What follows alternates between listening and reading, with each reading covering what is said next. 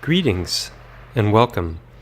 Today I'm going to attempt to answer a number of the questions that have reoccurred in the comment sections of my videos, and I'll also present my current theories regarding the how and why of what I've found regarding both the great titan Mont Go as well as the plethora of stone hearts and petrified organs that I've covered in several videos now. But first, I'd like to take you on a brief journey through the events, synchronicities, and thinking that led to these incredible discoveries. 2 years ago, I began a line of questioning that led to insights I could never have imagined. In 2017, I came across some videos on YouTube that were challenging the very foundations of geology. Shortly after, I was exposed to theories about mud fossils and the idea that flesh and bone could fossilize and petrify in incredibly short periods of time given the right conditions. I also learned that a great many researchers throughout the years have found numerous faults with the gold standard techniques used by geologists for determining the age of things. Geological dating is a cornerstone of the cosmological model we've been given and taught in schools, and the conclusions drawn by geologists regarding the age of the stones and strata offer foundational validation to the claims of astrophysicists regarding the age of the Earth and the known universe. But what if their conclusions are off by orders of magnitude? Carbon dating, for example, is known to be very unreliable as samples move beyond thousands of years of age. And using layers of strata as a method for determining the age of something is a technique that stands on equally shaky ground. Nevertheless, strata are regularly used to justify timelines stretching to hundreds of millions of years, despite multiple flaws in the theory. It wasn't long after being exposed to these new ideas that I began to consider the possibility that much of the stone we see might have originally had biological origins. One channel on YouTube even claimed to have found humanoid DNA in multiple stone samples in tests performed by supposedly reputable laboratories. While contemplating the implications of this fascinating information, I stumbled across a video called Petrified Titans on the YouTube channel J-Dreamers. At first, the idea that titans once existed seemed absurd. After all, how could something so monumental, so titanic, have possibly been missed by geologists for so long? But with some of the major tenets of geology already potentially up for grabs, I decided to keep an open mind. Jay's presentation included photographs of mountains around the world that looked a great deal like the petrified remains of gigantic beings. While rather fantastic, it piqued my curiosity and was the final spark that ultimately led to what has become a 2-year study of the mountain here in Spain called Mont Go. This mountain, affectionately known as the Elephant by locals, has long captured my imagination. It's beautiful from every angle. It also happens to look a great deal like an elephant, lying face down.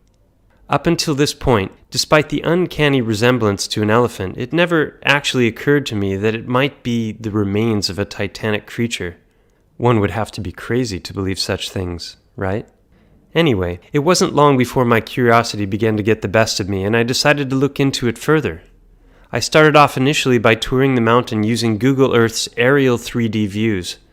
I was already well aware of the concept of pareidolia, where an observer recognizes patterns that don't actually exist, and are nothing more than a trick of the eyes or the mind. It's easy to fool ourselves, especially when one is emotionally attached to a particular outcome when investigating. Having 2 college degrees under my belt, one of them a 5-year degree in chiropractic, I'm somewhat familiar with the scientific method. I'm also well familiar with anatomy, physiology, and histology, the study of tissues. Not wanting to play the fool, I decided to approach my study of the mountain as rationally as I could. It never occurred to me that it would lead to any groundbreaking revelations or that I would someday be sharing my findings with the world. But here I am, and as of today, I've produced 5 videos presenting my discoveries in a series entitled Unveiling a Titan. Those 5 videos represent a top-to-bottom, inside and out, macroscopic and microscopic forensic analysis of the mountain. To date, I've compiled and presented photographic and video evidence of no less than 50 specific anatomical correlations between vertebrate anatomy and the various structures found on and inside the mountain. Taken as a whole, these videos offer extremely compelling evidence that Montgo was once indeed a titanic creature of some sort. For the detailed breakdown of the evidence gathered, be sure to watch the series. If you are a skeptic, and I believe you should be, suspend your judgment and watch the videos. By part 3, I guarantee you'll be shaking your head. By part 4, you'll likely be a believer. And part 5 is just the icing on the cake. I'd like to make it clear that I'm not attached to the idea of Montgo being specifically an elephant. It could very well be some other sort of creature. And until there's further testing, DNA analysis, ground-penetrating radar, or some sort of a test-a-titan kit available for purchase at the local drugstore, we won't know for sure. What I do know is that there are an astonishing number of very specific anatomical correlations that match up perfectly with elephant anatomy, which is quite astonishing given Montgo's overall appearance. After my initial Google Earth tour of the mountain, I was quite surprised to find a variety of anatomical features that match the macro anatomy of an elephant. The shape of the head and upper back were perfect, the shape and location of the eye equally so. There were curved cutouts on both sides of the mountain where the space between the head and shoulder would have been. Faint lines suggested the remains of ribs on both sides, and just behind the eye I noticed a change in color of the stone in the shape of a quarter moon, exactly where an ear might have once been attached. And looking from above, I saw a deep and narrow canyon that extended upward, exactly where the split between the legs would be. I'd already been hiking this mountain for 6 years and been up that canyon on several occasions, but I never for a moment imagined that I might be walking between the legs of an ancient titanic creature. My mind was reeling. Could it possibly be? I thought back to the many times I'd been up to the eye. There were several smaller cave formations and channels deep within the eye, and already I'd puzzled about how such unusual formations could come about. I remembered from my anatomy studies that the eye socket of most vertebrates is composed of 7 different bones that meet in lines, known as sutures. Assuming titans once existed, and that titan anatomy would mirror that of creatures of smaller scale, I concluded that if this were indeed the eye socket of a gigantic creature, then I should be able to find specific anatomical features in the cave that would directly match the anatomy of an eye socket. Such finds, if they were to occur, especially when stacked up alongside the multiple specific correlations to macroanatomy that I'd already found, would make it more difficult to brush off the similarities, attributing them to chance. After all, how many coincidences does it take before one has to conclude that a recognizable pattern is beginning to emerge? All vertebrates share striking similarities when it comes to overall shape and structure of the bones that comprise the skeleton.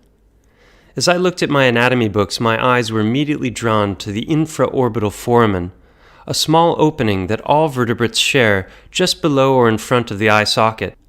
Looking back to Google Earth, my jaw dropped. There, just in front of the eye socket of Montgo, exactly where it should be found, was a smaller cave forming a channel that looked identical to an infraorbital foramen. The hairs on my arms stood on end, and they're doing it again right now as I retell this story.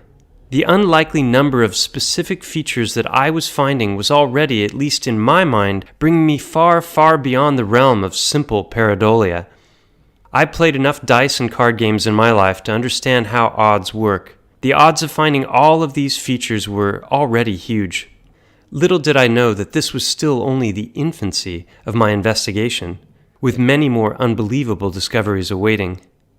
I wanted to make sure that I didn't succumb to the classic mistake that many researchers make of cherry-picking their data and, consciously or not, warping their findings to match their theories. So, not wanting to make a fool of myself, I sought to approach the study as scientifically as I could, deciding to revisit the cave, but not until I had studied the anatomy in depth and gotten a clear list of a specific set of anatomical features that I would expect to find.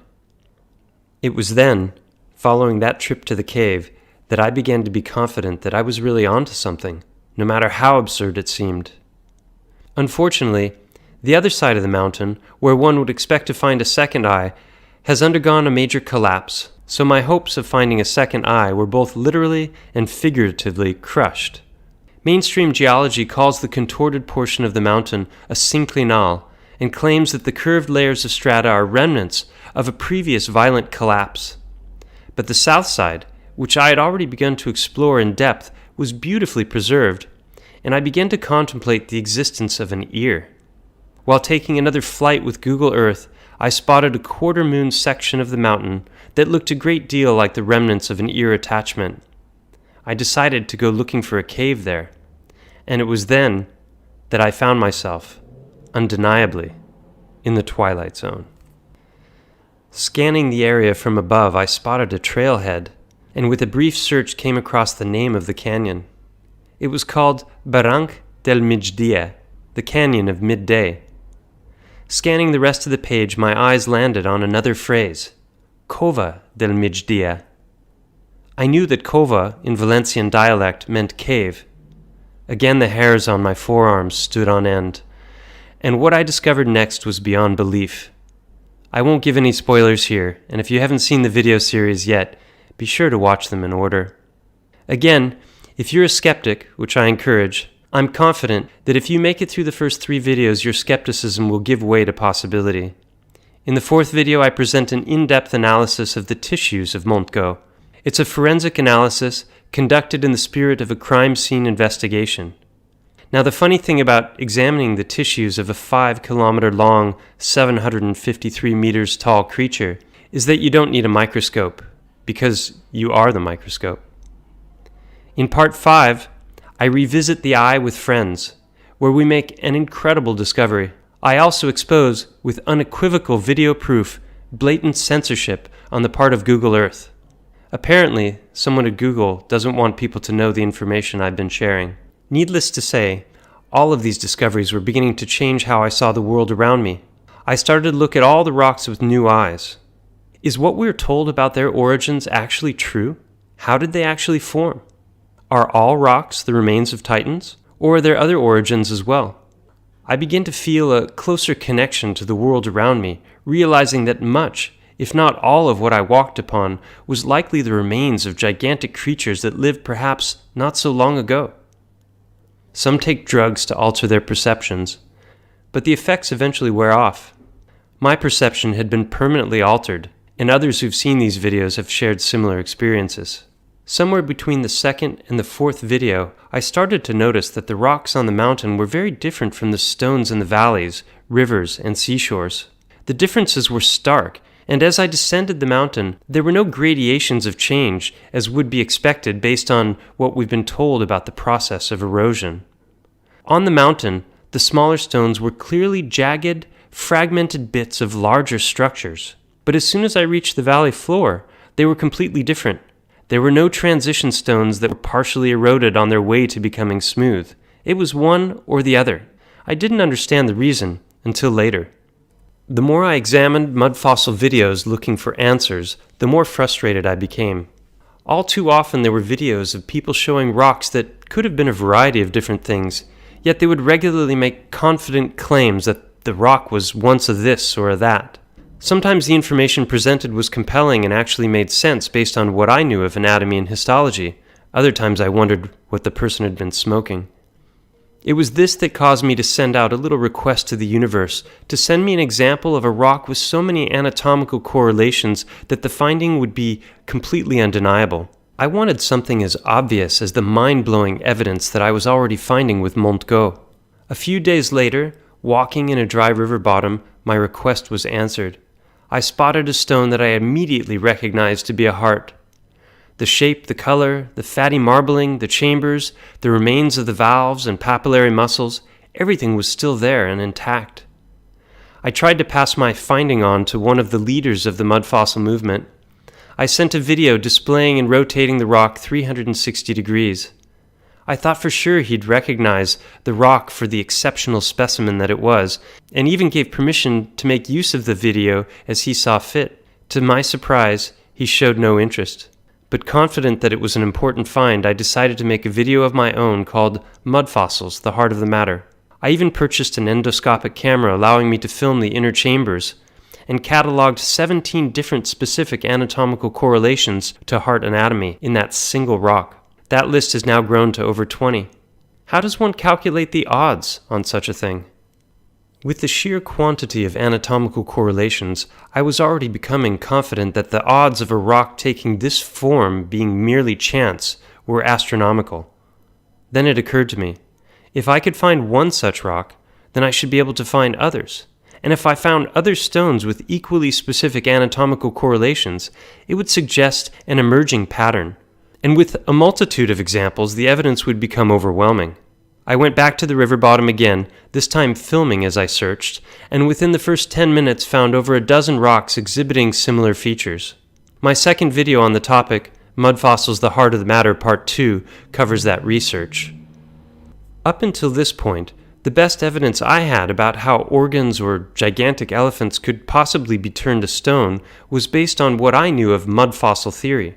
There was already, in my mind, ample evidence in support of the idea that the world had once, or perhaps several times, undergone great cataclysms of different types, and had surely been inundated by floods so great that almost everything died. Normally, upon death, flesh is consumed by microbes and larvae. Those same tissues, when encased in mud, escape such decay, because the anaerobic environment, which simply means lacking air, makes it impossible for worms and larvae and microbes to thrive. Over time, there's a slow exchange that occurs between the air and fluids found within the tissues and the minerals in the Earth's surrounding. This process, known as permineralization, is something that mainstream geology tells us occurs over great lengths of time. Yet some researchers claim that this can happen in as little as 6 months, given the right conditions. Naysayers of this theory can be directed to the works of Girolamo Segato, a 19th century Italian who had the secret to petrifying human flesh. Unfortunately, or fortunately, the secret died with him in a suspicious Epstein-like death. Nevertheless, several of his petrified works remain in museums to this day as a testament to the truth that human flesh can be petrified. Skeptics can also be reminded of both the bodies at Pompeii and the prevalence of petrified wood throughout the world as examples of how biology can turn to stone. Clearly, petrification happens, and considering the shaky ground of many mainstream geological claims, all of these processes may happen far more quickly than we were led to believe. More on this later as I go into my theories about the kinds of events that lead to the findings I've made. The heartstones, which I had begun to find everywhere, were making it clear that these cataclysmic events had undoubtedly happened, and they did not likely occur millions of years ago. The more I looked, the more I was beginning to recognize similarities in the rocks. Once the shroud of mainstream geological assumptions was removed, I was able to recognize anatomical features reoccurring in the stones, and certain patterns emerged, and I started to recognize themes. I present overwhelming evidence of these themes in the video Petrified Organs, Giants' Hearts, and How to Spot Them. I also show a clear scalability. The same themes reoccur in sizes less than a quarter-inch in diameter all the way up to 5 feet. There's a plethora of evidence for the previous existence of giants: photographic, mythological, religious, archaeological, and architectural, and my findings add a significant component to that body of evidence. Despite what I was already finding with the heartstones, I'd been struggling for a while to understand, based on what I'd learned of mud fossil theory, how a creature the size of Montgo could possibly have been covered with mud from base to summit for long enough for the process of mineral exchange to occur. It was perplexing. Where would the mud have come from? Essentially, we're talking about the floor being raised 2,500 feet and staying that way for a very, very long time, and then disappearing without a trace. It didn't make any sense to me. Nevertheless, the evidence I was finding was clear, and just because I didn't have a theory that made sense didn't mean that I should throw out the empirical evidence that I was finding in droves. I knew that even in the absence of a proper theory to explain what I was discovering, that my findings were significant. It was the topic of star forts that eventually led me to the penny drop. I ran across a couple of videos of Colm Gibney that were absolutely mind-blowing. Having lived in Italy and currently in Spain, I'm well familiar with castles. I've seen a great number of them, and had not thought twice about the mainstream wiki narrative that they were little more than bastion forts, fortifications that began to appear during the mid-15th century with thickened walls for greater defenses in response to the invention of the cannon.